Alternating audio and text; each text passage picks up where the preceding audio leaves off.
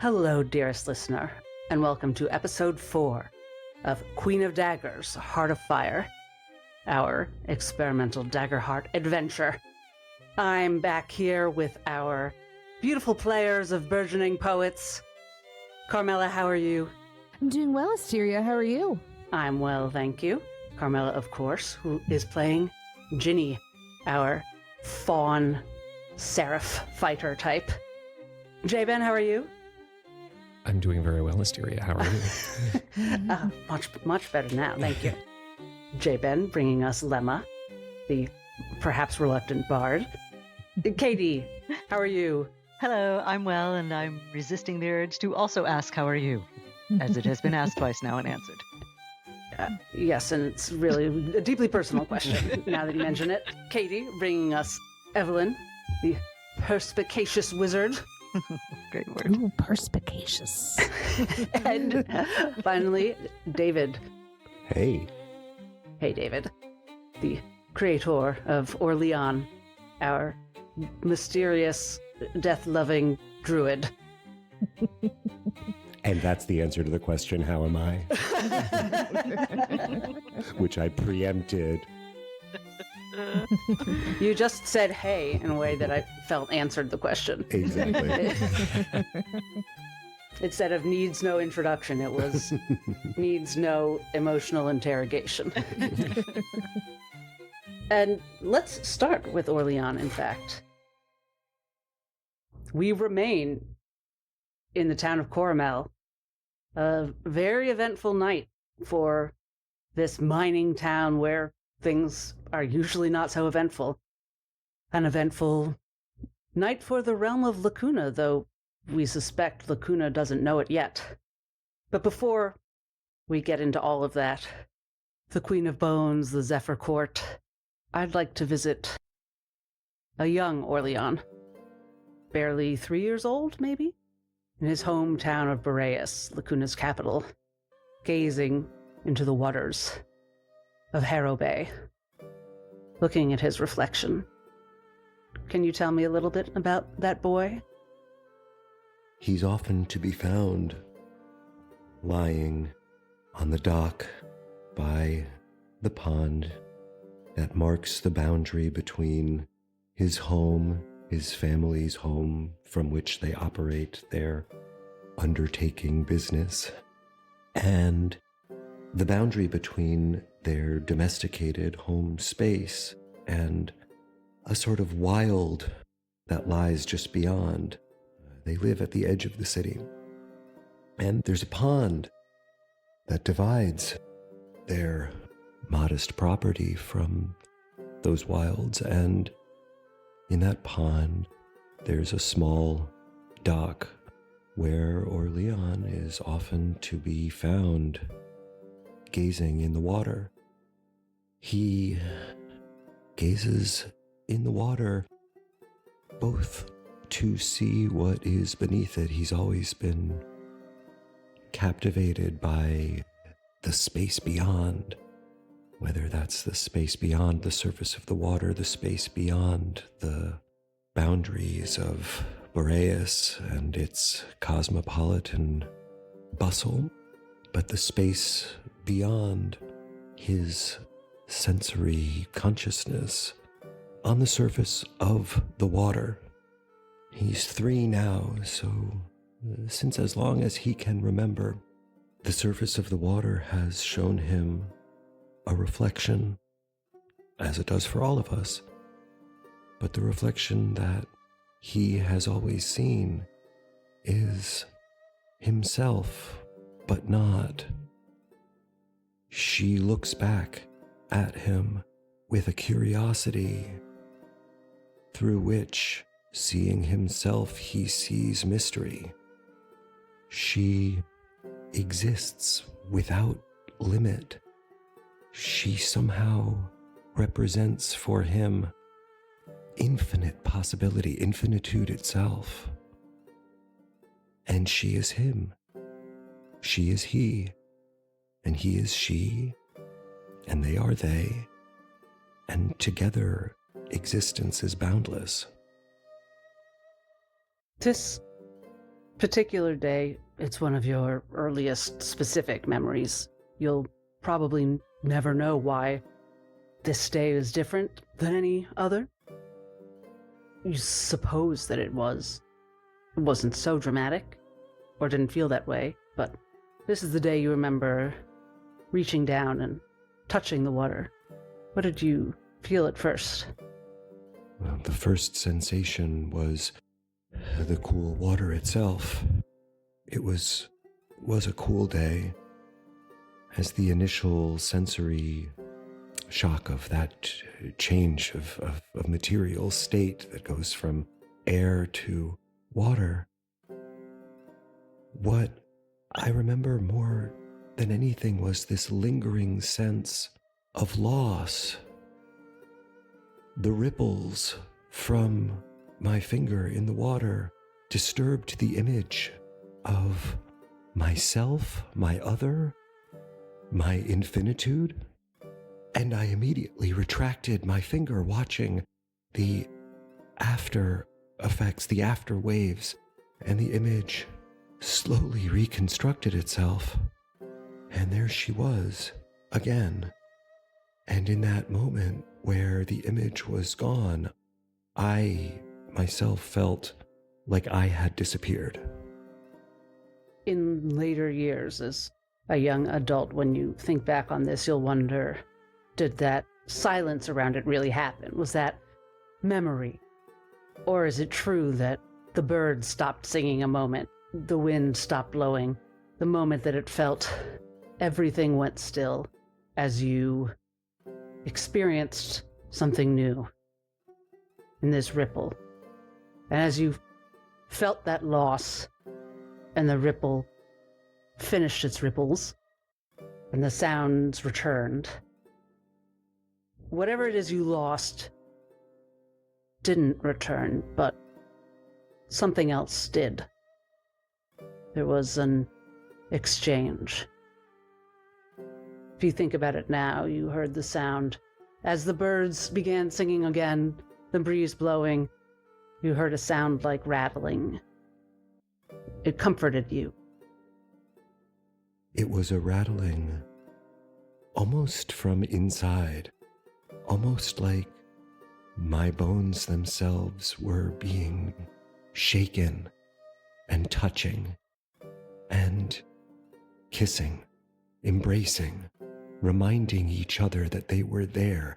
I was there. We, this body, this essence, this oneness. It came into sensory form with that sound. And I looked inward for it, for the source. And when I looked back at my reflection, my image, my reflection, looked scared. Something was happening in her world that I didn't understand.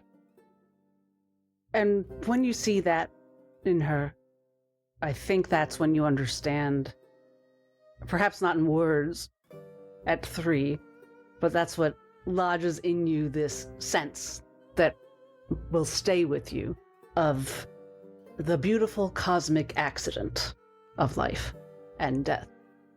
That this was a moment that happened. My gain, in a sense, with that sound, that rattle, that assertion of materiality, I think in retrospect must have been her loss, because it was what forever separated us. Through the surface of the water, there was nothing. I felt only water. That's where she dwelled in reflection. But my bones rattle, and I will return to them, and I don't know what will happen to her when I do. And in that moment of recognition, she retreated behind another reflection, one that just looked like me. Is that what OrLeon sees today when he looks in a mirror? Yes. It's been what he sees looking in every mirror in which he searches for her. Less now, but she never quite left. She stopped appearing in mirrors, in bodies of water, in material surfaces. But she began to reemerge in my thoughts, in this place in my mind, somewhere above and between my eyes. But behind, her presence made itself known. OrLeon, you stand in the town square of Coromel. It's illuminated by these strange lanterns as the Queen of Rain's court, the Zephyr court, that has magically appeared from a fog that didn't exist, is streaming in with colorful figures out of a storybook, it seems. It is confusing. You don't know where to look at first.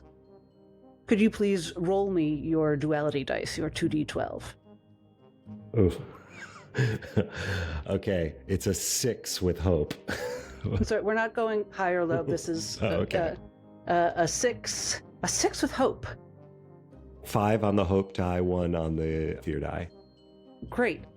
Yes, take a hope token. You see 2 specific figures catch your eye.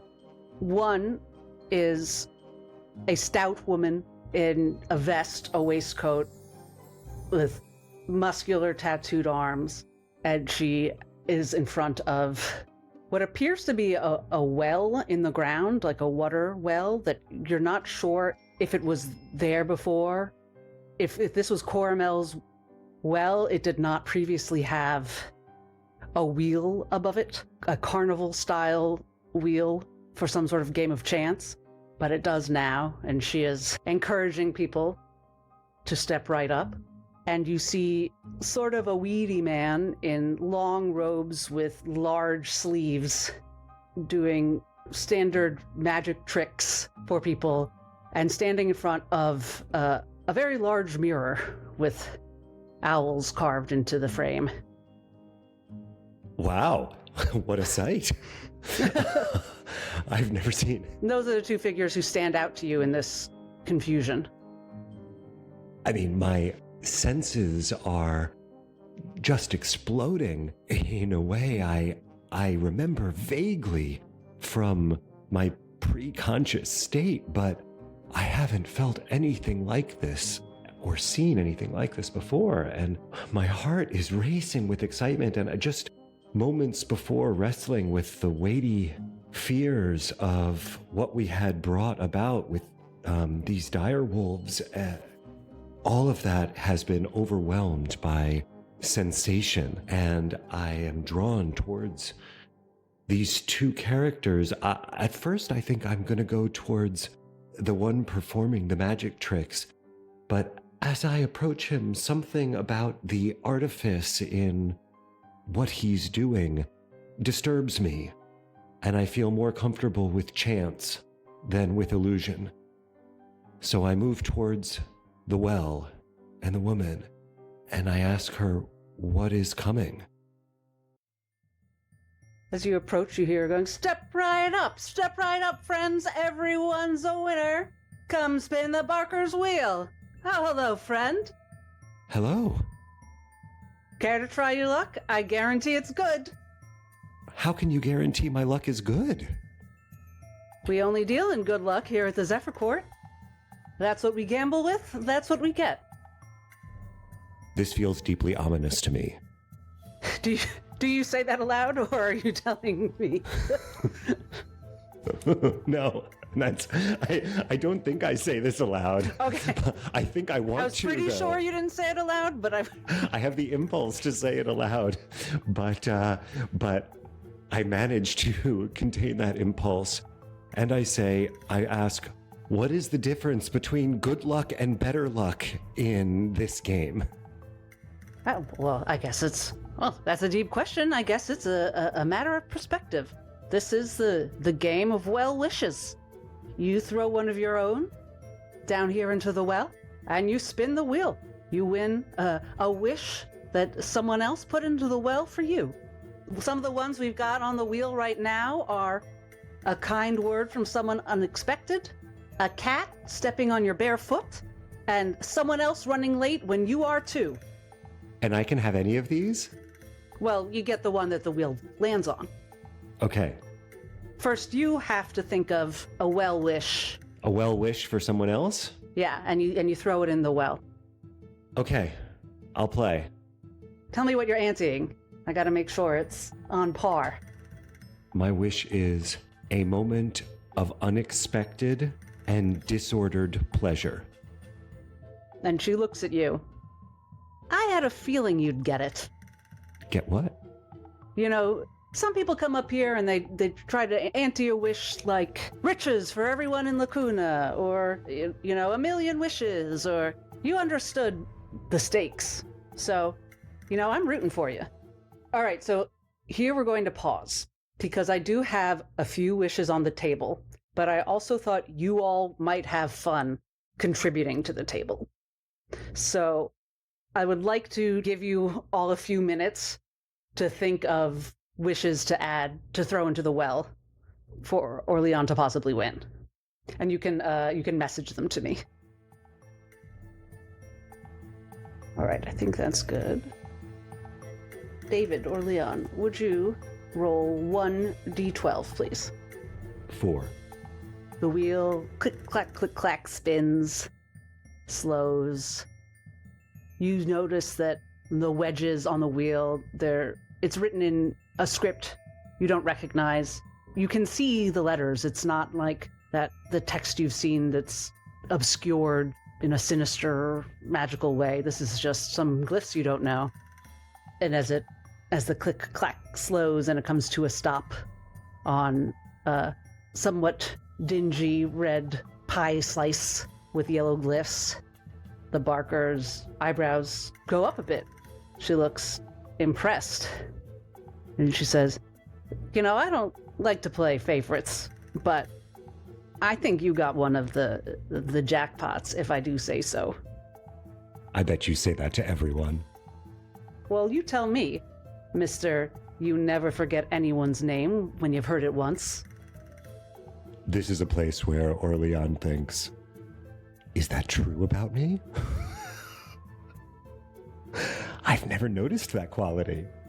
She takes the wedge off of the wheel, and the glyphs you can now read say, you never forget anyone's name when you've heard it once, and hands it to you. OrLeon is stunned. It's the kind of thing he never would have thought to ask for, and yet his confusion of a moment before stems from having gone through life struggling not only to remember names but faces. This has been a problem, especially when growing up in his family's undertaking business. Nobody likes to have their name forgotten when they're grieving. It's been a real burden to him over his life. But never would have thought, 1,000 times has he wished, God, I wish I could just remember people's names. How do they do that? Well, David, mechanically remember it for this campaign. Right. Maybe this means that David just gets to rename people at whim. Yes, at will. and retroactively, he's correct. David, when he took the facial recognition test that the paper of record put out, scored like 20 points lower than the average, and with names he's even worse. So you've given OrLeon David's greatest dream, but David is going to suffer trying to enact it. That's what I'm saying. You don't have to suffer. You say, well, OrLeon's met this person before, so Right. What was his name again?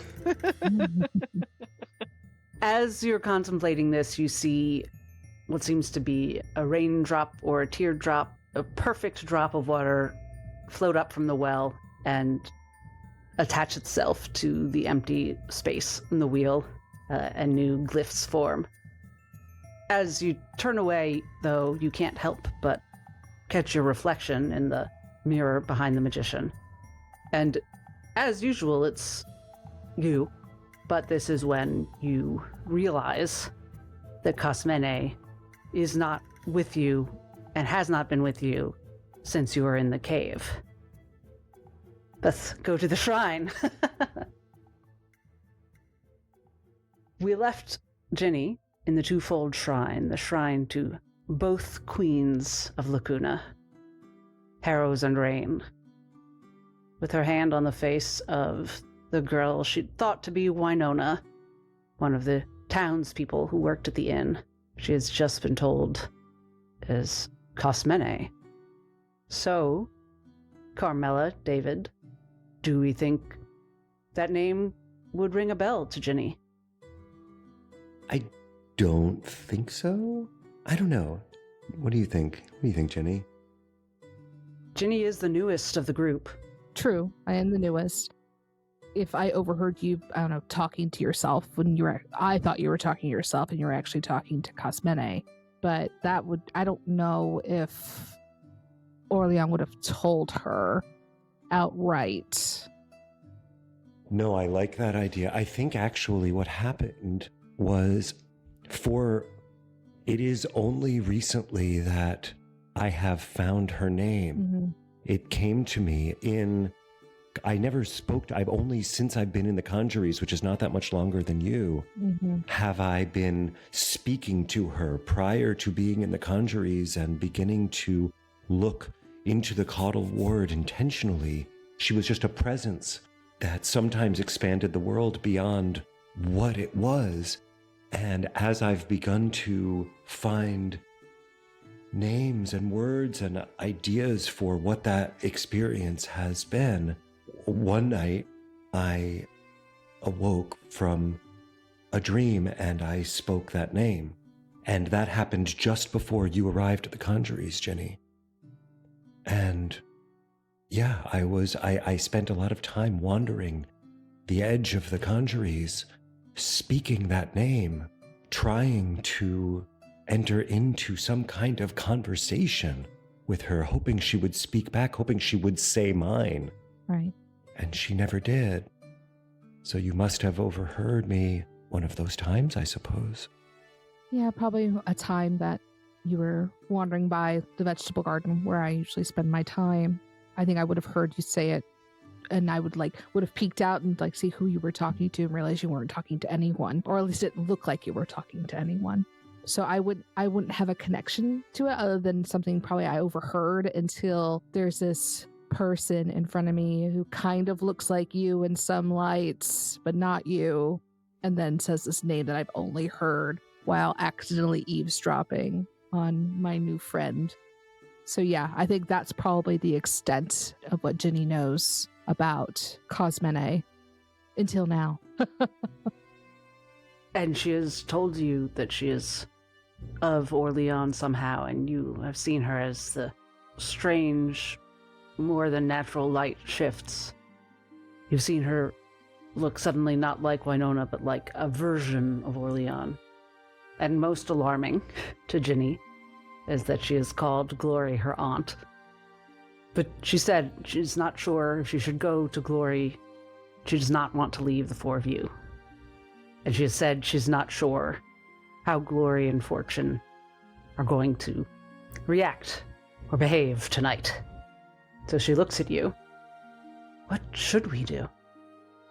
I try and take a steadying breath because this whole evening, this whole night, none of us have slept and everything is just so overwhelming. So I try and take a steadying breath.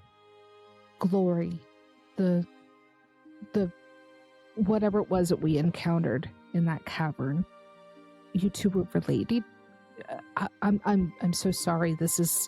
I don't know what to say. I feel like I need to ask you everything, and I don't know what to ask you first, and I'm so confused. I need to find Evelyn. We need to find Evelyn. That's what I think we should do. Yes. She's got to know something. She knows a lot. She does.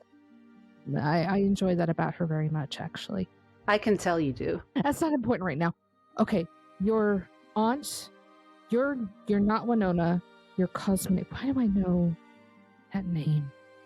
You said you're OrLeon's friend? Yeah, I'm his friend. I know that you people use words for how you're related. I don't totally know if they apply to me. I am OrLeon, I'm of OrLeon, or vice versa. You're connected to him somehow. Yeah, on the other, like if OrLeon were from the other side of the veil, I'm what he'd be.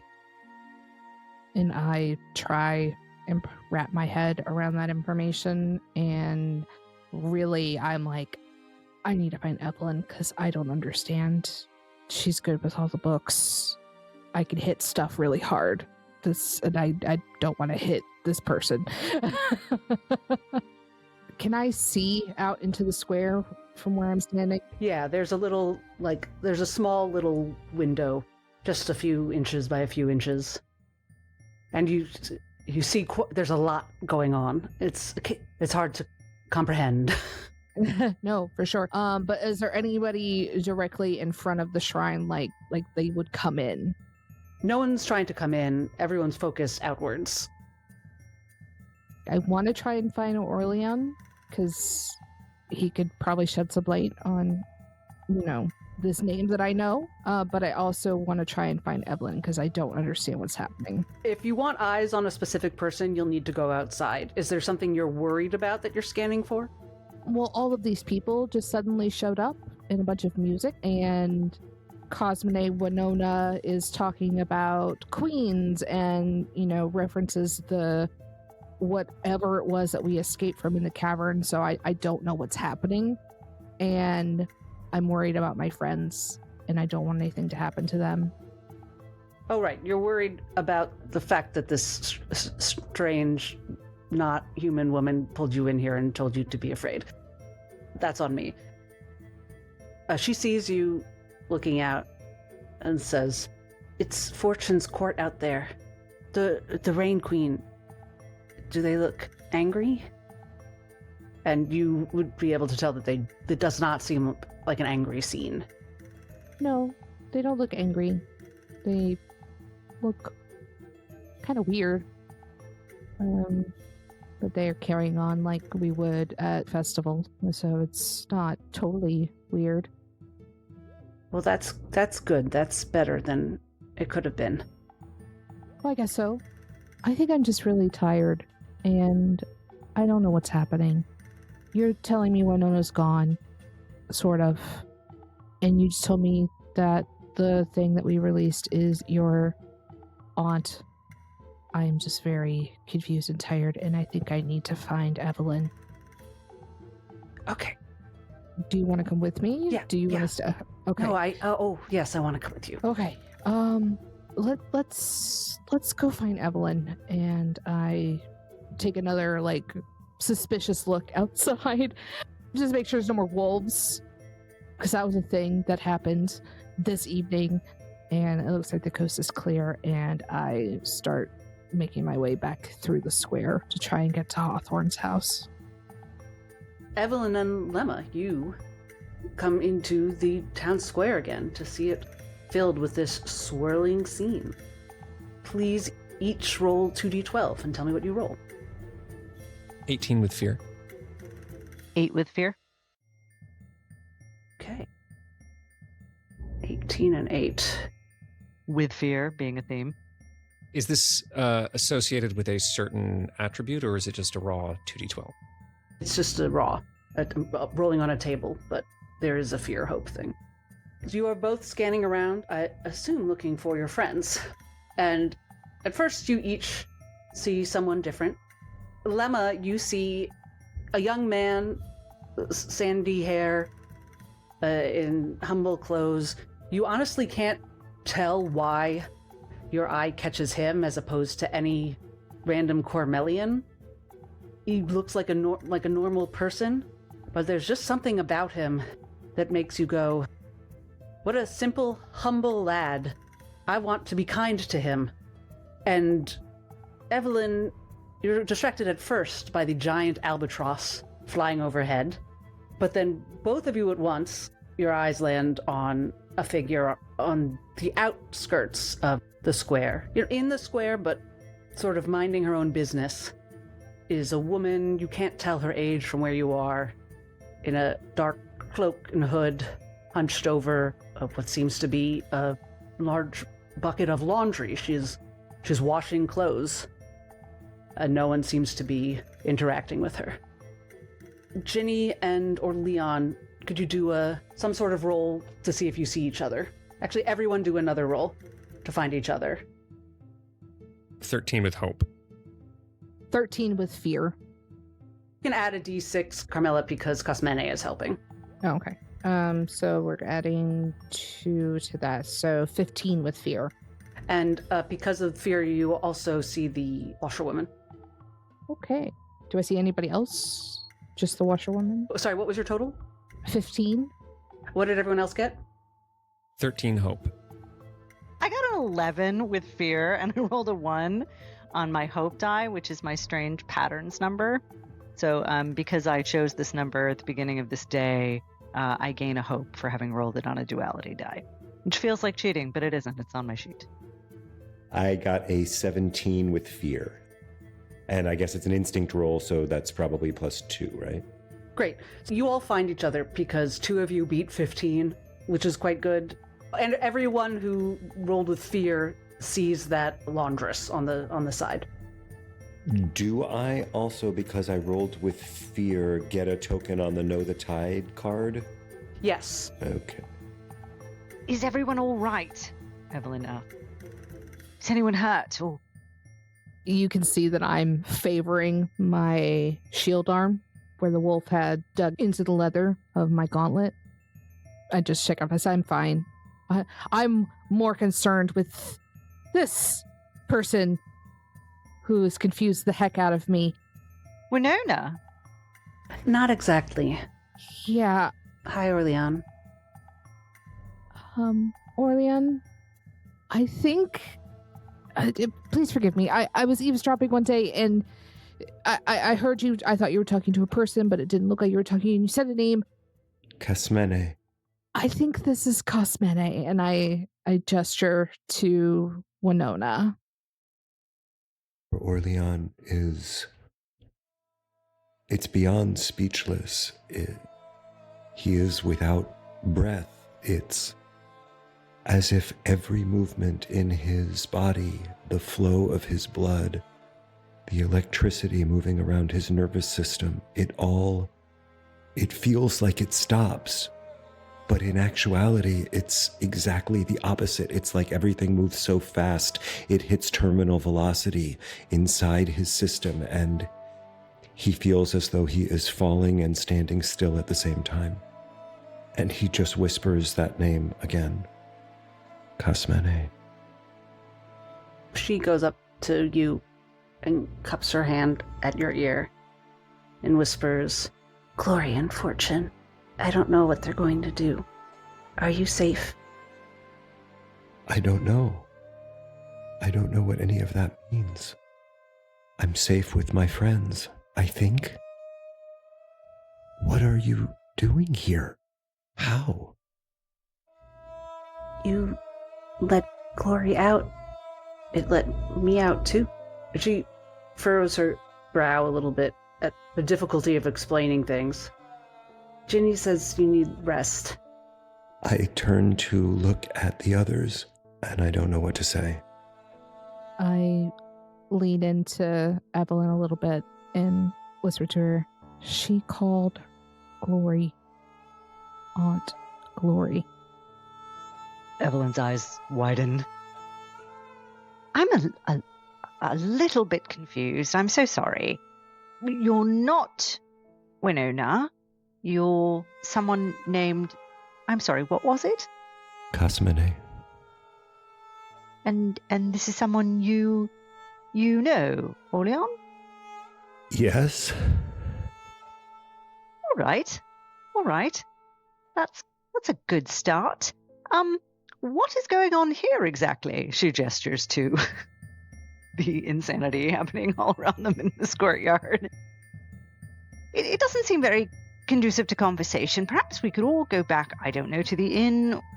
Is everyone amenable to that?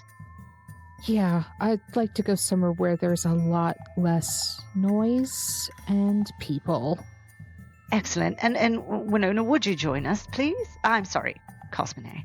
Yes, of course. It's very nice to meet you. My name is Evelyn. I know. Nice to meet you. Do you know because you know me, or do you know because Winona knows me? No, because I know you. Because I live in OrLeon's soul, I guess you'd say. Oh, all right. Not all of the time, but it's hard to Explain. Yeah. We'll work it out. We don't need to do it right now. Shall we go? I start ushering us towards the inn. As we are moving, Evelyn says telepathically to Lemma, "Are you all right?" I just need to figure out the right thing to do. Let me know how I can help. Lemma just nods. Well, it is going to get a little awkward at the end that we're toting along the barmaid from the inn, but she's not herself, right? Doesn't Winona work at the inn? She does work at the inn. Okay, yeah. You know what? It'll To your knowledge. be the least weird thing that's happened. Yeah. Oh, or Leon wants to do the not weird thing. Do tell. If this is something that OrLeon says out loud, Lemma would just pipe up and say, "We can say she got hit on the head. It's fine." OrLeon's greatly relieved. And just walks ahead. She probably did get hit on the head, to be honest, so... I think she did get hit on the head when she fell, See? Cosmene says. And Lemma wheels and says, "It would help if you referred to yourself in the first person." Well, this context, we're specifically... All right. You know, I always love a good semantic argument, but let's hustle, shall we? This is why everyone worries about you, Lemma. Oh, Lemma just stares at her, and instead of doing what he was going to do, which was brood on what these mysterious people in the crowd were, he just marches straight to the inn. At a pace that other people can keep up with or not. It's their choice. Cosmene's very fast. I watch Lemma just take off, and everyone else is falling behind. I'm taking up the rear and just shaking my head because I don't understand what's happening.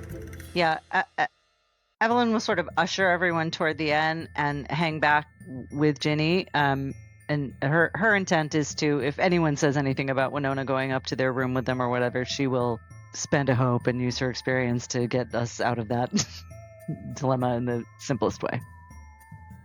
OrLeon walks in tread with Cosmene and just repeats the questions. How? What? Why? Whispered as they walk towards the inn. Are you all trying to be sneaky or anything? I mean, there's a massive carnival happening all around us, so I think probably we don't have to. Yeah, it feels like we don't have to. You go into the inn uninterrupted. Are you going upstairs? Is that what you said? Yeah. To one of our, I don't remember how many rooms, suggest we gather in one and sit and chat. Just a little dorm room party. Can we bring a keg from the bar downstairs if we're gonna have a room party? Like, Gather what pints of ale you wish and gather it in your room, and you are alone with Cosnona. I'll never say that again. I'm sorry. Women, eh? Women, eh? Women, eh? I think I would have directed us into mine and Evelyn's room because I know that's where Evelyn's got the books. Yeah. And I need to know what's in the books. All right. Do you know where I think we should start? I would love to hear from Cosmone's point of view. What exactly happened in that cavern tonight? Oh, I just really know what you all do. That Glory, the Fear Queen, was released from... You released her from her exile prison the power that would have killed Winona because she's not like you all. But it also gave me the opportunity to cross over the Caudal Ward and take Winona's form, borrow her body, which, possibly has saved her. And now Glory is free again in Lacuna. And so that's good. Now, Ginny mentioned that you referred to Glory as Aunt Glory. Is that right? Well, yeah, that's a term that people use for sort of like a woman who raised them and is, or maybe related to them, like kind of a general. Okay, I think I can explain it. And she looks to OrLeon as though like they're in it together, what she's about to say. So OrLeon gave my reflection to Glory, the Queen of Bones, which made me my own person, but trapped behind the Caudal Ward, so I could keep Glory company and also communicate with OrLeon and see through his eyes and keep him company and give him power, and he could give me, experience of life in your world and just kind of normal family stuff like that. That is extraordinary. I'm presuming, perhaps, that Glory being released into Lacuna is going to present a problem for the people of Lacuna and very likely the queens. Is that your impression as well? What do you mean by problem? Well, they did exile her, which, is a drastic measure. Well, maybe that was them presenting the problem, then. I see. No, perhaps you're right. Maybe it was, yes. Why? Why did they? Oh, why? Why did it happen? Does anyone know? Oh, anyone, yes. Were you there, or are these things that Glory told you when you were her companion? It's not the same as talking like we're talking now. Mm-hmm. It's sharing in a different way. Glory is she's something. I just know that they were close and then they weren't. And there was sort of a war. All right. Glory ever make it clear to you what she wanted? To come home. To be back here. To what end? To reunite? To make peace? Or something else? She wanted to be free? To do her job? A job? Yes, to be Glory. To be the Queen of Bones. To be her part of it. So they all have a purpose. Yeah. Like a section? Like an overlap? Mm-hmm. Then she and Rain they all have, I don't know, there's a...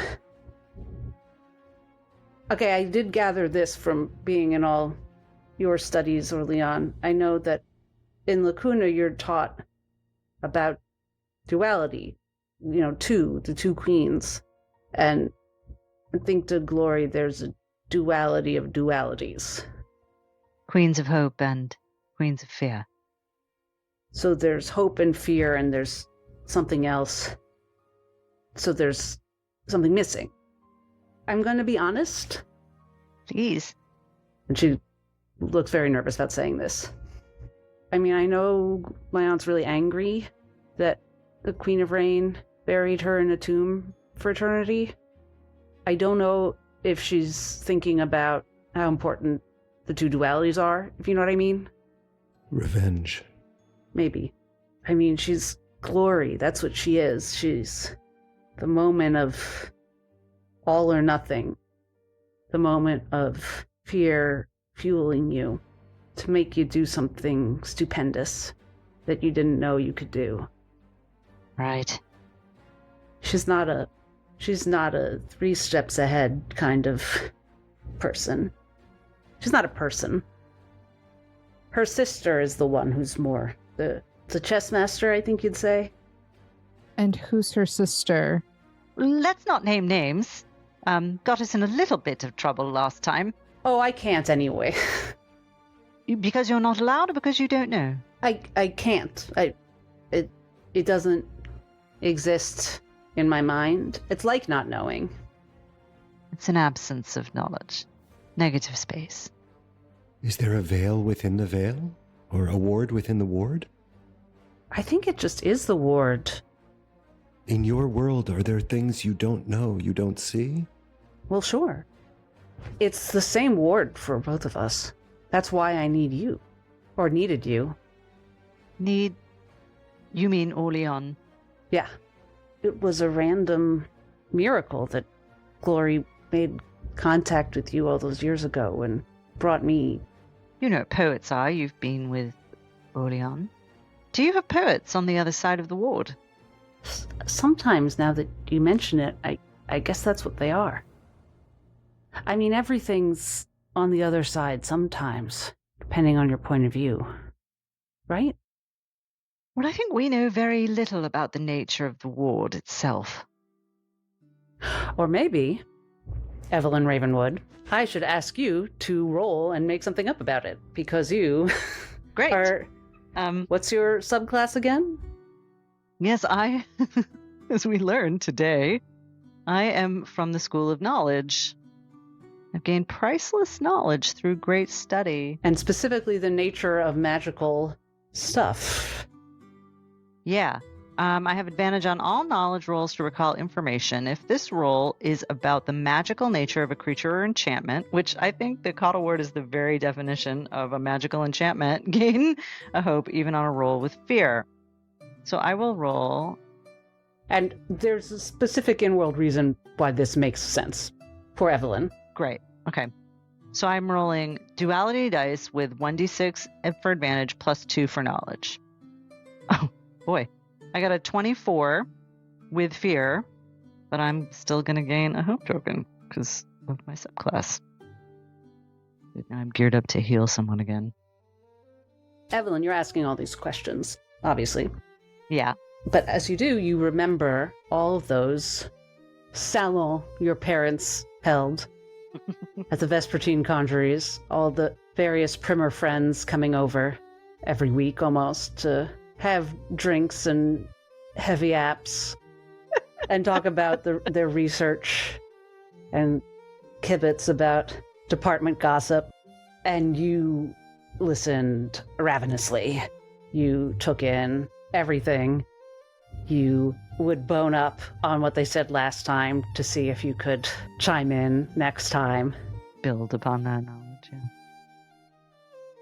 You remember one of their friends who specialized in the nature of the Caudal Ward itself, which I think people find a little Daunting, right? That's a daunting, and thing to talk about. on one hand it gets a huge amount of respect, and on the other hand it's seen as a little bit almost taboo. Sacrilegious, almost. It's of the queens, so it seems a little bit like, should you be poking around there? But it's also amongst primers, especially at the Vespertine Conjuries, you would never call any... You shouldn't call this quest for knowledge sacrilegious. So there's Right. there's a lot of contradictions. It's a little suspect, but not outright shunned. And I think the way that it expresses is that just a lot of people convince themselves they're not interested. They don't want Yeah. to get anywhere near that. Because, like, what if you figure out the thing that makes it go away? Yeah. What if you accidentally stumble on the magic or whatever that damages it or calls it into question or whatever? Like, that is... Yeah. But this primer friend of your parents was talking about it. What is the thing that you are wondering about right now that you remember this primer? I mean, I think in Evelyn's mind, she thinks of the caudal ward as like a literal wall. Like she was a child when she first learned of it, and that's the closest thing, like the wall that surrounds the Vespertine conjuries, which she did not breach for a very, very, very long time. She didn't like go into town every day or wasn't allowed to wander off the grounds and stuff. So to her, it feels like a sacred thing that, and everything outside it is a mystery. So of course she's intensely curious about like what is life like on the other side of the caudal ward, and if left to her own devices it would seem chaotic and dangerous and unreliable. You can't count on things behaving the same way as they do over here. Like to her, it's the order of her world is contrasted by her imagination of just complete utter perilousness. So speaking to someone who existed primarily on the other side of the caudal ward for until now, since OrLeon was 3, or whatever, like that is, she wants to understand it. It's always been presented as a sacred thing. This ward was put in place to save this world, save Lacuna. But this girl we're speaking to is clearly not a monster, and she's not just here to kill us, and she is suggesting that maybe there's another side to the story of why that thing was put in place. And I think Evelyn kind of can't get that seed out of her head, which speaks very much to the secret knowledge that brought Glory, Glory's entrance into this world, what it sparked in Evelyn, that idea of there's something to know that no one else knows. And this girl right here might be the key to that, which doesn't necessarily speak to ill intent from Evelyn, but it's like just saying, here's this tiny little seedling of knowledge. You can water it and you can let it go, or you can walk away and pretend this never happened. Now, I don't think Evelyn knows what Lemma and the Queen of Rain spoke about. So the idea that they can do anything about this is, that she gave Lemma a crystal teardrop and a crystal blade, right, that he tried to hide from you for a split second, and then immediately surrendered to you without you asking, and you have not had a moment to discuss that. Right. But she's, I think, instinctually afraid of revealing either of those things or outing Lemma at all in front of Cosmine. So I think she's trying right now to dig into what is life like over there. What do you want? What does Glory want? Did we start a war that we can't end? And that she's trying to figure out like the scope, the scale, the stakes of what they have done tonight, what she blames herself for doing, for having said that. So word. I think as that's all going through your mind, you remember this primer talking about the ward at a party, and the way she was talking about it, you, Evelyn, definitely couldn't quite wrap your head around it. Like, so it didn't totally make sense to you. She seemed to be using an analogy of sleep, that the ward was like the state of sleep, like perhaps it was like the state of sleep, and you couldn't quite tell how directly this was an analogy. In a young Evelyn, that would have planted a very scary seed. And I think what's running through your mind now, talking to Cosmene, is sleep is a state that we pass in and out of, that we're not usually aware of while we're in it. Sometimes there are dreams, sometimes there are not, as far as we're aware. Does it mean that there are dreams? Was this primer referring to dreams, as in like dreams as in inhabitants of this other space? Or did this primer mean that it's not another space at all, it's a state of being? You're not sure. Right. But that's what you remember, is that contrast between your youthful idea of the ward as a wall and an opposing idea of the ward as a state of mind, or a space, or whatever sleep is. This is getting very theoretical. And Evelyn could do this all day. I think Evelyn also recognizes that OrLeon may want time alone with Cosmine, and she might suggest that they go into the other room and talk if that's what they want, and the other three of us can sort of try to figure out what the hell to do next, or where to go from here. Because Evelyn's instinct is like, well, we have to run back home and tell everybody what we did and take our punishment and then let them figure out what to do. But she understands that that's an immature reaction to what happened. And it's just like her natural instincts kicking in to be like, let's hand this over to the authority figure. Having met Hawthorne and realized that he is not going to be of help here. That he's limited in a way and she is beginning to question like the power of the conjuries to handle real world problems such as this. Lemma asks, you said you don't know what the Queen of Bones' motives are. Do you know what she intends to do? No, we didn't. I don't think she knew this was going to happen. Did any of you know? Oh, no. Obviously not. Well, it's not obvious to me. I believe you, but So, why would that be obvious? Well, you've spent a good deal of time with her. No? With you, I'm asking. None of you knew what you were doing? Oh, no. Well, I believe you that you didn't know.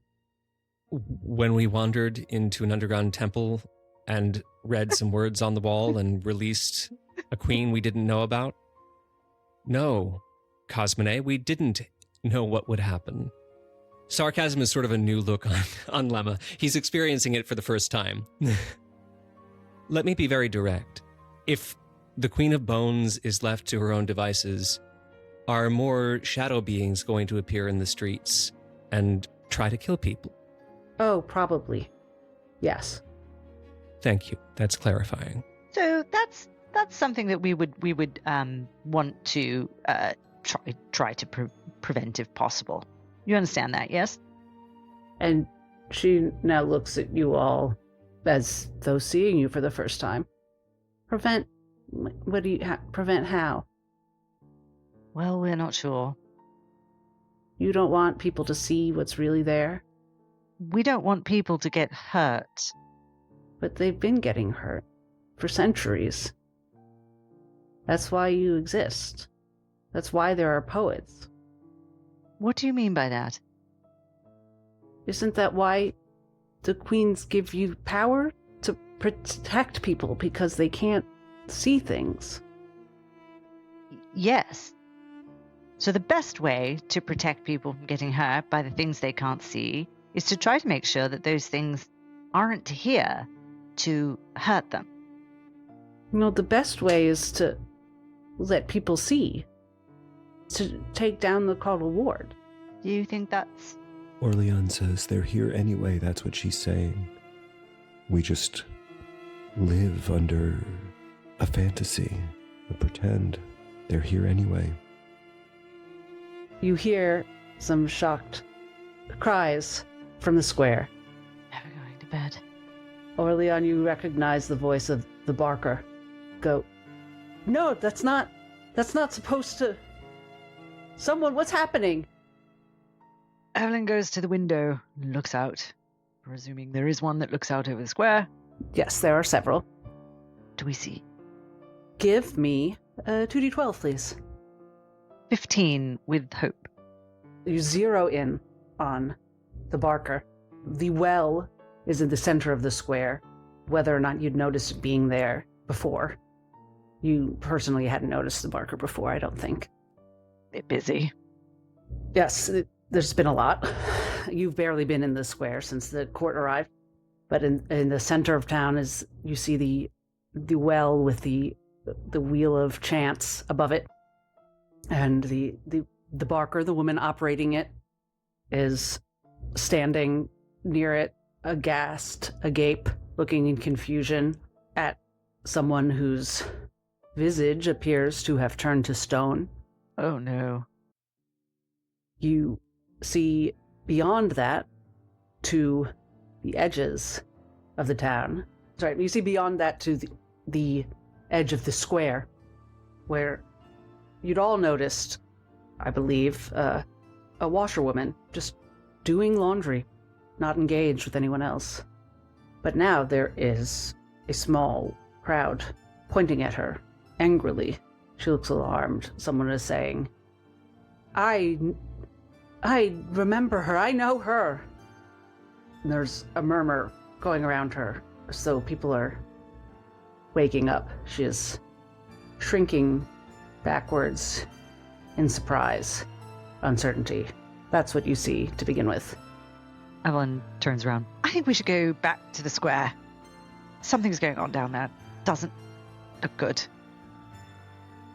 OrLeon, who has been mostly in a stupor, finding himself, or alternating between stupor and these moments of deep internal animation, sort of comes back to with Evelyn's question, and although there is much he wants to do and say, he says, yes, I think we should go back.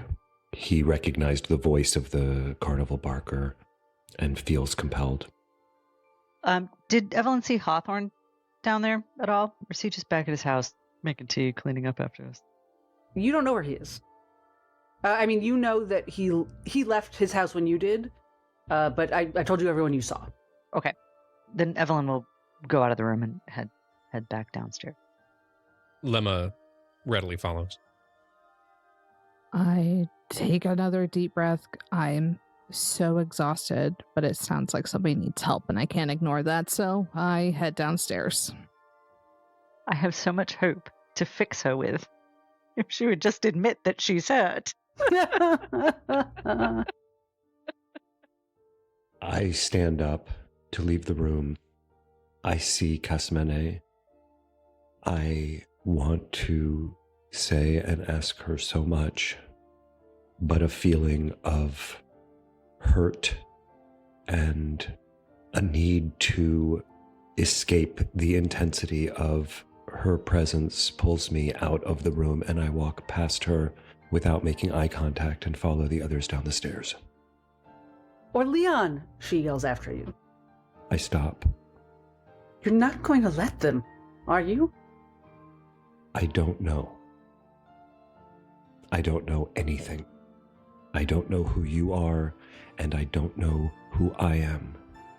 And you hear or feel vibration almost of anger and frustration. It would be like a scream or an exclamation, but she's behind you. You can't see her. It's some other kind of sound. Not in your mind like it used to be, but something else. Something with pain and confusion in whatever this new form she's in. And she brushes past you and goes outside. Who gets outside first, do we think? Or all about the same time? Probably me. Bound down the stairs, heft my shield and axe in hand, and walk outside and start scanning to what the commotion is. So what are you looking for in particular? I guess I'm drawn to the shouting of whoever is yelling at this washerwoman, and trying to figure out what's going on. I completely walk by the person who apparently has turned to stone. I cannot process that right now. I need to find out why we're yelling. Why are we yelling? Great. That's no roll required. That's pretty easy to find. Those yells are mounting. It's a hubbub, and you go find just past the well, but still in view. You can see it from the door to the inn. This small, loose crowd gathered around this woman. Before we resolve that, where's everyone else going? Are you staying together?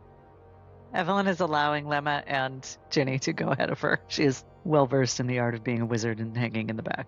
I mean, Lemma's intention is to stick with the group, to operate as a unit for a change. We call that growth. I think Lemma is sort of in sort of a flanking position. He's letting the tank be the tank, and he's kind of a little bit off the shoulder. I am sturdy. OrLeon has followed Casmene out the door. I don't know, did Casmene follow the rest of the group after OrLeon followed her down the stairs? Did she follow the group? I think it's not clear to you whether the intention was to follow the group, but she does head in that same direction. Whether she was intentionally sticking with the group or just also drawn to the crowd and the yells, she's over there too. For the time being, not having to decide which to follow, I follow both. So great, you're all in the same area. And yes, what you see is the crowd includes one or two of the Zephyr courtiers. The peddler's there towards the front of the townspeople, looking confused as the woman, the laundress, is calling out to him, saying, They remember me and you don't? Do something for once, you useless piece of... And there's another man who none of you saw before, but is clearly a courtier of the Zephyr Court. Lean, tall, and everything gray. Gray, trim, elegant suit, gray, long hair. Does not seem old, but it seems the theme is somehow gray, and his elegant gloves are gray. His boots to the calf are gray over his very pale gray hose. They match his dark gray buttoned tailcoat, and he has a cane. He has stationed himself in front of the laundress, in between her and the crowd. Very still, very upright, and he's saying something to one of them that you can't hear. It seems that one person can hear him. It's very stentorian, the word, sentinel-like. Townspeople around you are saying things to each other like, yes, you're right, I did see her. I saw her the night my mother died. No, I saw her too. I saw her. And words like this are going around the crowd. Suppose it'd be rolls, tell me where you focus next for more information, but that is the general scene. Is it possible for me to spend a hope, use an experience, the art of conversation, to speak with the townspeople to sort of quickly understand what the instigating event was, what's up with the stone person, and, what happened? Yes. Yeah. I would like to use one of my experiences, which is intimidating presence, and go up to the man in gray and ask, what is the meaning of this? These folks have not known peace all night, and now there is a commotion again. What is happening? And does anyone else already know something they'd like to do? We could just throw them out there, and then I'll tell you what order things happen. Yeah, I think in a similar vein to Evelyn, Lemma's going to try to read the crowd, but with a slightly different angle. I think this could be either of Lemma's experiences. But let's say it's life on the road. He has a sense for when things in a town are going bad, and he'd like to get a read on whether there's about to be an explosion of violence. I think OrLeon is still just kind of trying to get his bearings. He's really just hanging on. But I think probably Boreal Mercantile class makes him and his strong intuition make it unavoidable that he observes certain social dynamics between and among people, and probably has some instinctive narrative sense of what's going on. And I'm going to come to you last, probably OrLeon, for reasons. I think we're going to do Evelyn, Lemma, Ginny, OrLeon. Evelyn. So I'm going to make a presence roll. Great. +2 for my experience, +1 for my presence score. That's a 12 with hope. And you're trying to calm the crowd? I'm trying to understand what happened. Right. In as clear a way as possible in a timeline of events. And you said 12 with hope? And which skill under presence? I guess it's charm.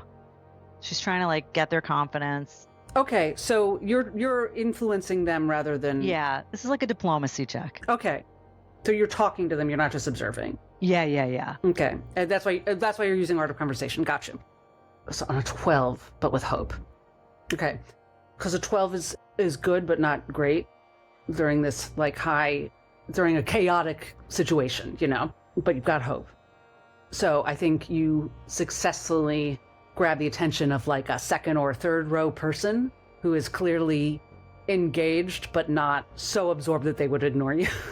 Someone who's still able to have a conversation. Yeah. And he says, I swear she came out of nowhere. We were all just having fun. And someone said, Is that an old friend of mine? No, wait. And as soon as she said that, I recognized her too. For some reason I thought she was a friend at first, but then I remembered where I saw her, and we've all seen her before, but something about her, he can't form the thought that he is very clearly having. As though something is preventing him from expressing that thought. Yeah, it's a thought his mind doesn't know how to have. So it's not that, again, that thing Primer Mantra always says of mortal minds reach for the words they know. This is some thought that he doesn't know how to have. It's not even that it's being blocked as though by magic. It's just something he can't access. Yet he seems to... He has no words for this. Like something in his body knows it. That his mind does not. Yeah. And you glean that that's happening, that people know something about this woman that they don't know how to say to each other or to themselves. Yeah. So they're grasping at things like, I saw her when this. They're trying to put a puzzle together without all the pieces. Yeah, and it's I think grasping at things is ungenerous. Okay. They're close. It's they're saying 2 + 2 and they don't know the word or the concept for 4. And with the hope, I think just the person next to him hears you talking and turns their attention to you instead of to this woman. So Lemma. Yeah, so Lemma, I think, unlike Evelyn, who is asking people, Lemma's just trying to sort of listen and read the crowd. He's looking specifically for the sort of undercurrent of a mob forming, where people are sort of hysterically glomming onto the same idea without evidence. Please roll. That is a 12 with fear. But I guess I'm adding +2 to this for life on the road. Spend a hope to add it. 14 with fear. Yes, it's clear to you that violence could happen, that is what this woman is worried about. Add to that your worry that the courtiers of the Zephyr Court seem more than human, so you're not sure what violence would look like here. But you hear yourself think that question without evidence, and then something in you recognizes that woman and does not really believe that they are doing this without evidence. Which is not to say you think that she deserves mob violence, but you have the same untraceable feeling of recognition that they have.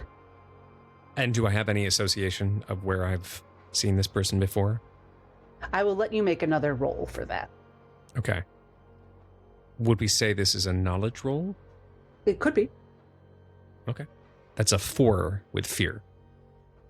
It's not you do not, but it's you reject any knowledge of where this comes from because you're afraid of the idea of knowing why you recognize her. Great. So here's my headspace at this particular moment. I have had my mind invaded by something that felt awful. I have run through town, been attacked, been dragged into a shrine, been thoroughly confused by a presence that was not there before. And now this carnival that appeared out of nowhere, seemingly taking all of the worry out of the people that were just moments before in fear of their lives. And now there is another commotion. I've had about enough. I'm very overtired. And I am familiar with being afraid of things that you don't understand and see it in other people. So I go up to the man in gray. And with all of the confusion and misplaced anger, I feel, of this whole night, I'm going to use presence, I guess, as a performance, trying to pull together this energy and then add my intimidating presence, which I guess I need to spend a hope for. So let me take a hope out of my tray, and I'm going to talk to this man and say, look, this town has had a lot of excitement and they have not known any peace since the sun went down. What is happening? And can we please clear out the square? There's no reason for anyone else to be up. So, I'm going to roll. You know what? Actually, you can take a stress to just succeed on this. Oh, but I rolled really good. Okay, then great. Because that is, so it's 15 on the dice plus 3, so that's 18 with hope. Okay, yeah, take that. So I'm gonna get that hope back and be like, yo, please tell me what is happening and can we make it not happen anymore? I want to go to bed. As you walk up, he is intoning to townspeople who apparently he has kind of an ability to project his voice because you don't see him straining, but he's saying, "The choice before you is your own. One path will leave you more choices to make tomorrow. The other only takes them away. Do you believe in yourself enough to give us all more choices to make?" And I think he thinks this all makes perfect sense, and the person he's talking to is actually just a little bit befuddled. He's befuddled this person out of a violent state rather than appealing to their better nature or whatever he thinks he's doing. But I didn't actually roll a die for this for this particular thing, but let's say I did, and he failed with hope or whatever, and then he notices you, and then you show up with your glorious intimidating. Sorry, not glorious. I mean, that could be glorious. We don't know. Just not glorious. No, definitely not. Willful. I'm very willful and wild-eyed at the moment. Are you silver flecked now? Yeah, are you silver dusted? And he does a minute double take. Oh, goodness! Oh, you're one of the poets, the normal ones, but I mean, not one of us. Please, can you help us? Do your poetry. Help them. Help them with what? See what you see. That's what you do. We used to be like you, most of us, but we've been out of touch so long. They're not supposed to see her. Most of us don't anymore. She's a disturbing presence, but that's not her fault. And she has nowhere else to go. Can I want people out of the square. People just need to be not in the square. I think it's time for the carnival to be over. If you can divert them one way, I can get her out of sight. I'm good with paths. They call me the ferryman, and he kind of peers over your shoulder. But we can do all that in a bit, perhaps. It's always nice to have an occupation. And I turn around. I think about what my nan would do. My nan is on the Council of Elders at home. I think of what she would do. And she would put on her best smile, and it's time for tea. Everyone, it's been an exciting evening, and I'm glad to have met all of you today. But I think it's time to turn in, put on a kettle, and let's go home and relax. And I try and start shuffling, and I look to Evelyn because I could see her and start trying to usher people away from this woman. Yeah, can I aid in that mechanic we have not used before? And I think I'm again still an intimidating presence. I might be able to use that again if the DM will allow it. The ferryman is definitely going to give you advantage. I'm not sure how might Evelyn aid? Evelyn would back up Ginny's request and start talking to people. It would be a straight up presence roll, but I'd spend a hope token. If you spend a resource, she can add another d6. Yeah. I will definitely do that. So I'm adding 1d6 or 2d6? 2d6. Okay. Advantage does stack in Daggerheart. And then I will add my prayer dice. So that is 19 with fear. And I had decided that it was a 20 to just get everyone out on this roll, but a 15 to significantly de-escalate. I have a relevant ability here. Oh. So I have an ability called Bard's Hope. When you or an ally close to you makes a presence roll and either succeeds with fear or fails, spend 3 hope to negate that roll's consequences by intervening. It's pretty subjective. Yeah, I think I would gladly interpret that to mean the failure becomes a success in this case. Yes, and I think basically I think actually it's a rules question whether it prevents you from getting a fear. I think that's what I think that if it means you can use it on a success with fear to negate the fear. Yeah. Though maybe not to gain a hope. So I think Lemma sees Ginny getting a group of people around them to sort of begin to shuffle off. And he, for reason, I think he just fundamentally is like, I need to back up these people. I don't know what's good and right anymore, and I just need to back up the people I'm with. And he steps to her side and he calls out in a surprisingly strong voice, "People of Coramel, we've endured a lot tonight, and the best thing we can do for each other is go home."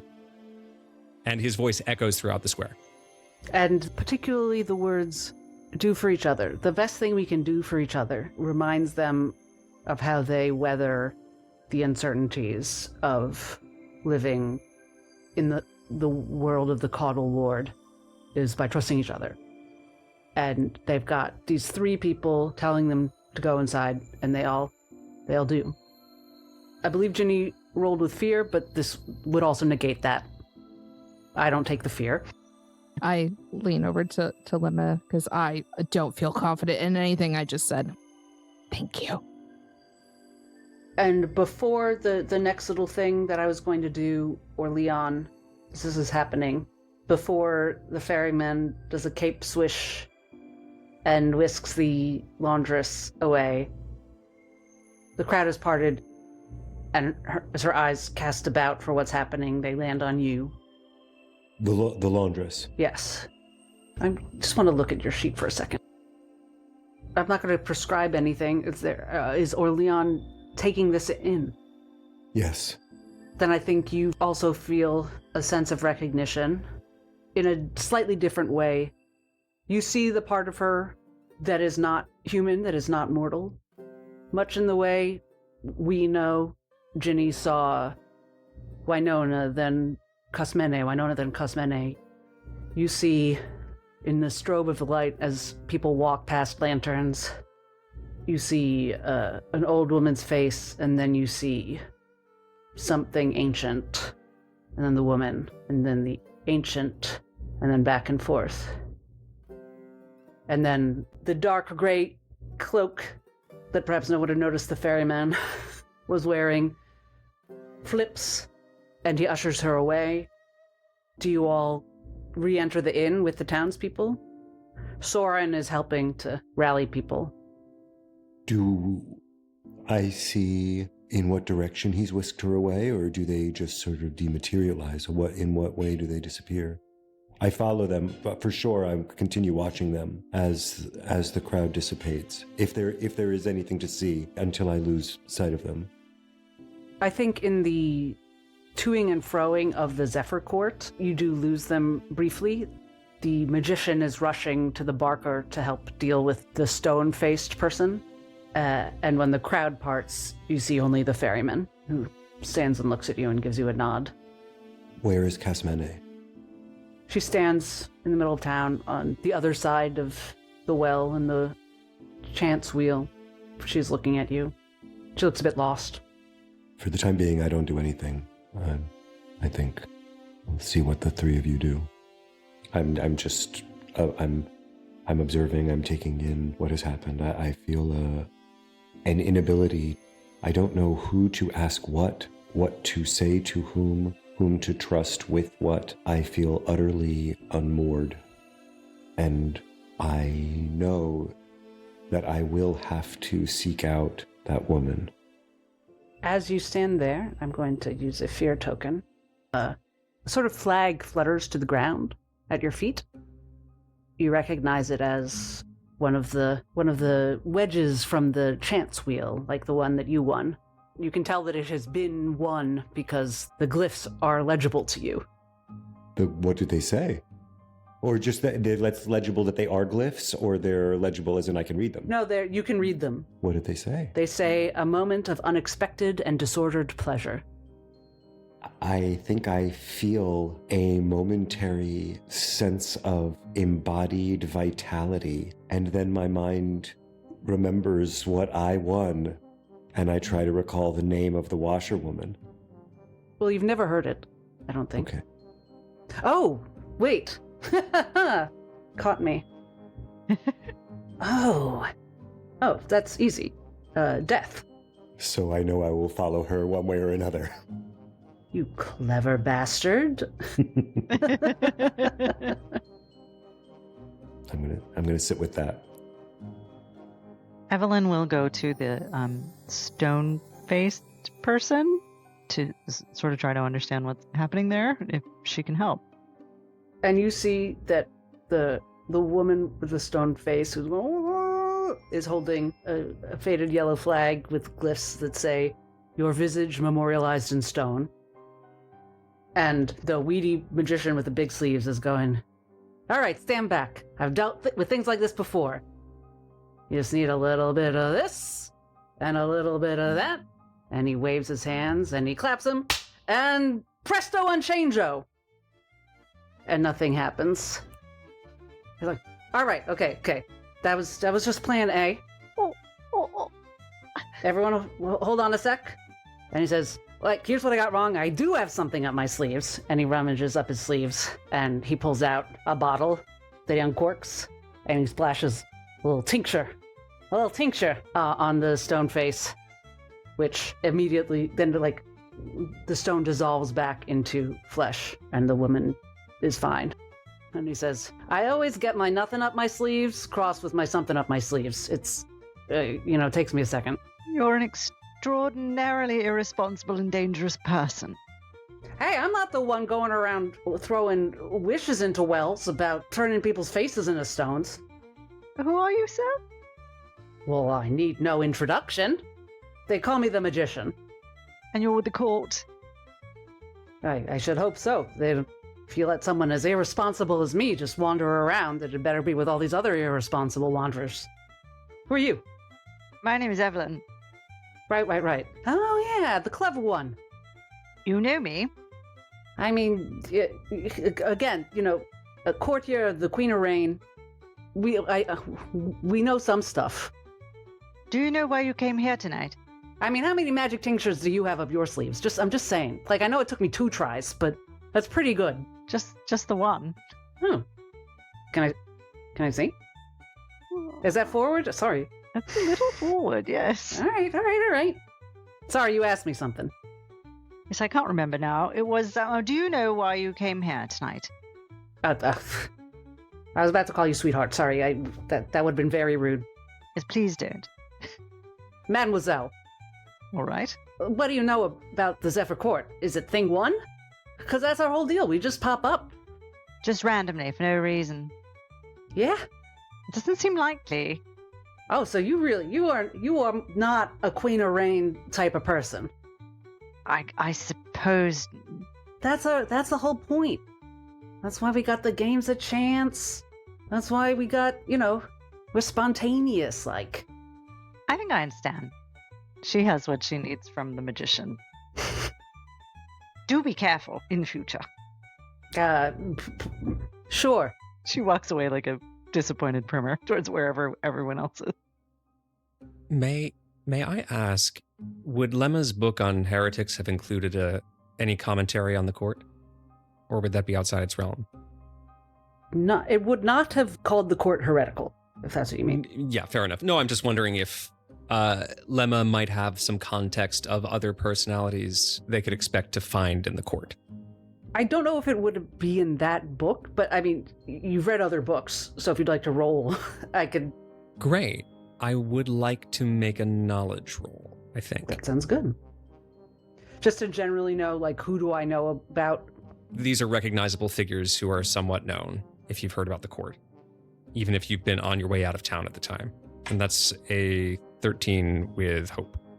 I think it would be fair for me to fill in that Lemma might have gravitated towards books about the Zephyr Court once he got to the country, since he was not supposed to, since it was verboten. Yeah. So he'd probably know a little bit.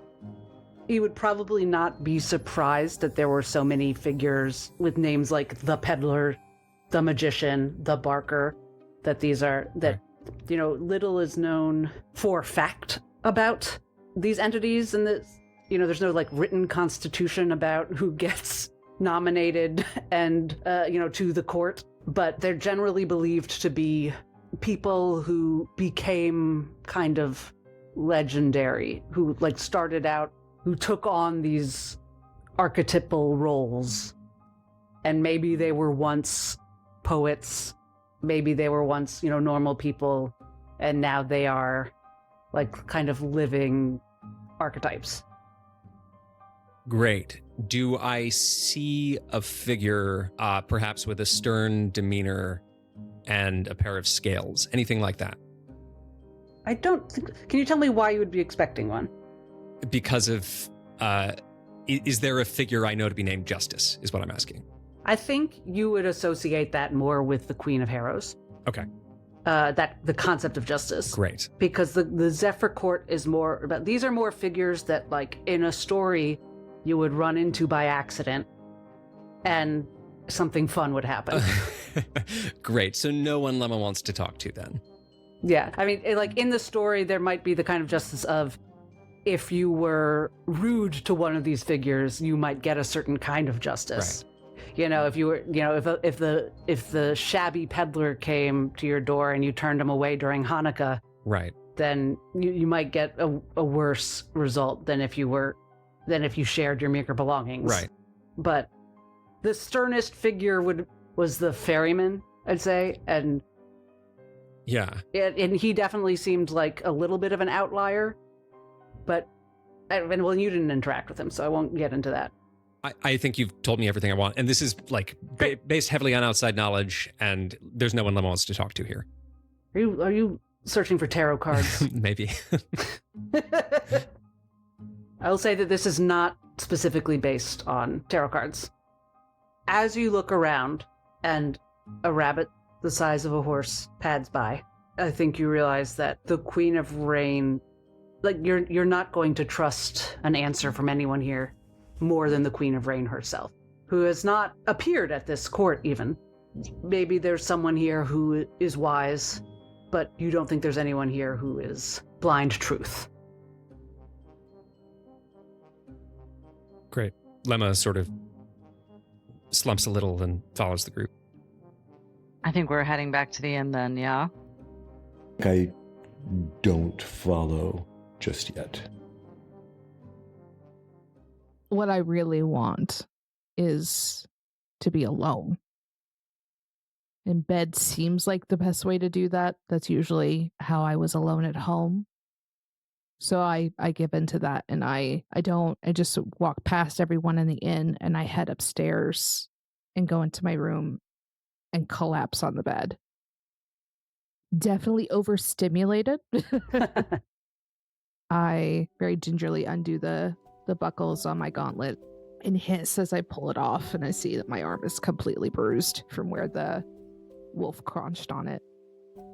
And I drop the gauntlet onto the floor. And I pulled my injured arm into my chest and curl into a ball, trying to feel the warmth within my own body.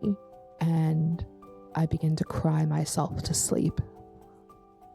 As the lights are out, before the others come upstairs, as you drift up to sleep and cry, you hear a creak in the floorboards and feel a hand on your cheek and a kiss on your forehead.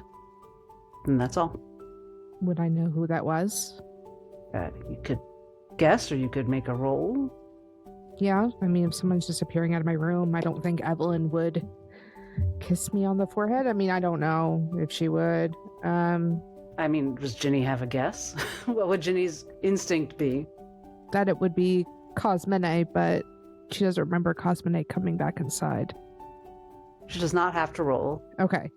Would you like to spend a hope or a stress? I know you're about to get it all back, but just tell me as a character, which is this hopeful or stressful for Ginny?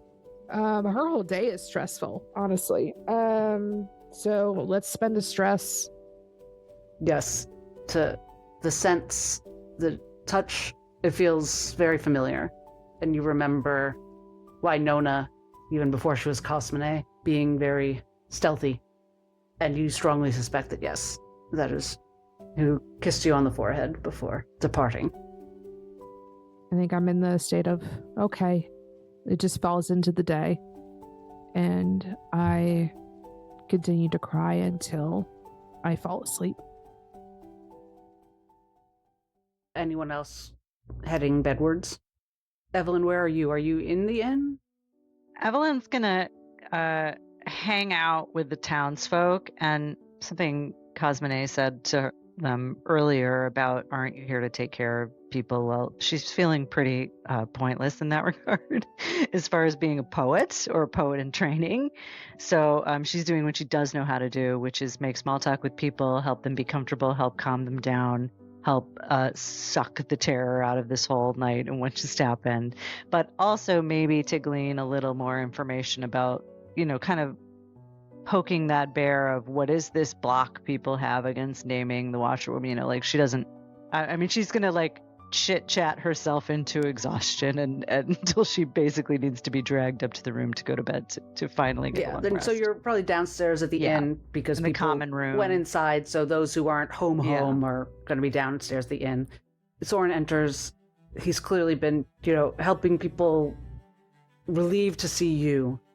And he waves and he goes to the bar. He gets a drink and looks at you and gets another. I don't know if Lemma is with you. Lemma, are you with Evelyn or are you still? Sure. Yeah. Gets 3. And he doesn't sit down with you yet, but he says, I was worried. I saw OrLeon outside. I think I saw Ginny come in. Is she upstairs? Yeah, she's gone to bed.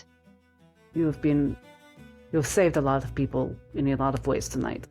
Tomorrow, back to Darksong, yes? Evelyn doesn't look at Lemma when she asks telepathically, yes? She kind of looks in her drink and like she's considering it. And Soren blinks his eyes, looking tired, says, I don't know that it's happening. Whatever you need, I will try to help. It kind of looks over his shoulder. There are some ways that I can help on the road, if you need to go somewhere else. Thank you. What I ask of you is to let me know if you are going someplace else, because I know I am not a poet like you, but there are some ways I can be useful. I very much appreciate that, and will certainly let you know what our intent is. Do you know, it's just been such a crazy night. I can't even think straight. So, to your good health, Soren. And to yours, Lemma. And to yours. Did you pet that giant rabbit, though? It was so soft. Evelyn starts to giggle and cannot stop. I'm going to think about that for a long time. Soft that rabbit was. All right, I'll leave you alone. And he goes and sits with some townspeople. Shall we talk? Evelyn thinks to Lemma. Lemma looks at her and nods. I don't know what we should do next. I don't either. But going back to Larksong feels a bit like abandoning a post. Do you think the world is better off with what has happened unhappened? It's so funny you say that. I wrote that exact question in my notebook not 10 minutes ago. It seems that's the choice, isn't it? Whether the world is better off with the caudal ward in place or not. Personally, if we had a chance to undo what we did tonight, I'd certainly do it, but I would never be able to forget the knowledge that we learned, what we did. Evelyn, I have a way to do it. OrLeon, as you stand outside in the square, having lost sight of the laundress, looking back towards Cosmene, you hear a voice behind you. Not joining your fellows, I see. Is this a particular choice? The voice I hear, do I recognize it? I don't think you've heard him speak. It's the ferryman, and I don't think that would shock you. You saw a man, whisk the laundress away, and then you know that he did not disappear. Okay, I'm looking at Cosmene, right? I guess I glance back for a second to see the source of the voice, and I see the ferryman. Yes, the strange, elegant man, all in gray. I look back over my shoulder at Cosmene. You know what I'm going to say. Don't worry about her, young man. She's what? bound to more than one soul. but one of them is yours. What does that mean? It means she has to find her path. That's sort of my area of expertise. Paths and people finding theirs.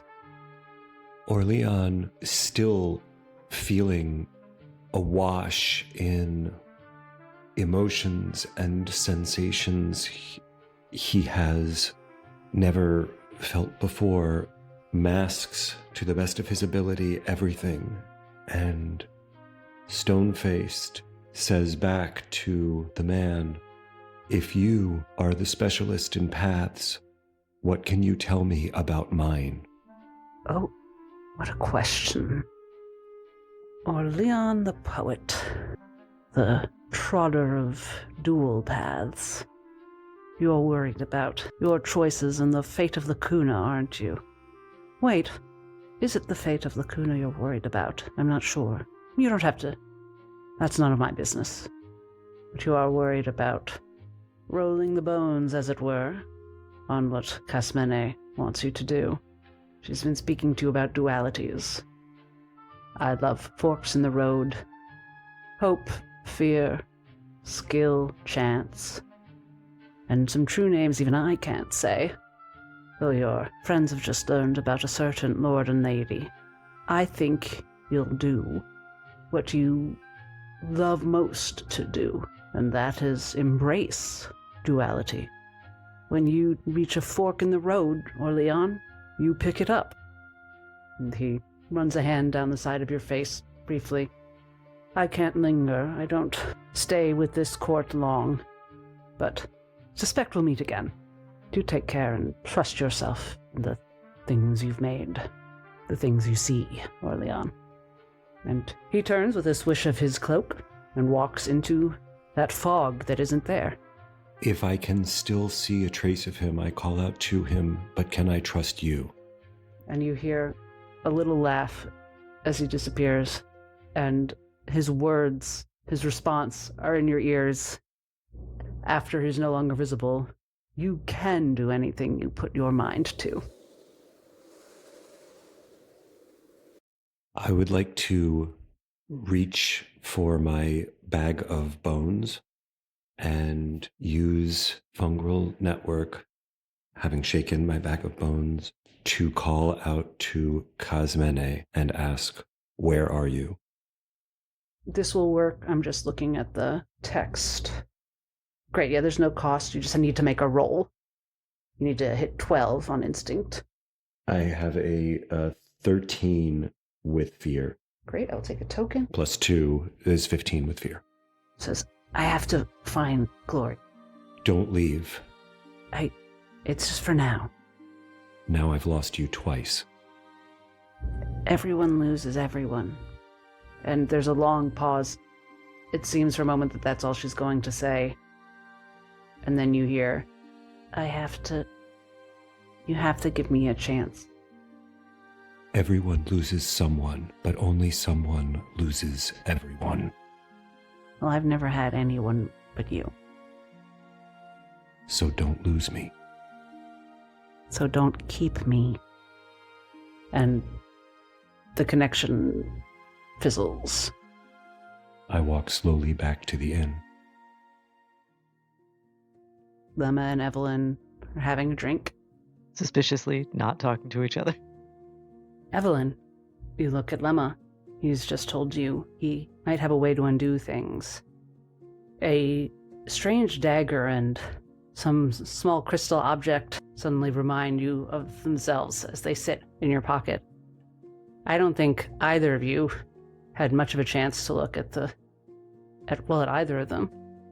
Evelyn, you had no time at all. As you and Lemma look at each other across the table, nursing the ales that Soren brought you, as the chatter of the townspeople grows a bit more relaxed, what happens next? It's something to do with that, with those objects you gave me. I spoke to the Queen of Rain. She gave me a task and a tool. There's a gust of breeze, a particularly pleasant one, and noise. The door swings open and colorful musicians stumble in to regale everyone, to assure everyone that all is well. An optimistic calm insists itself upon the room. You can almost see it. It doesn't quite settle into your bones the way you can feel it settle into everyone else's. But there's maybe something reassuring in the fact that it works.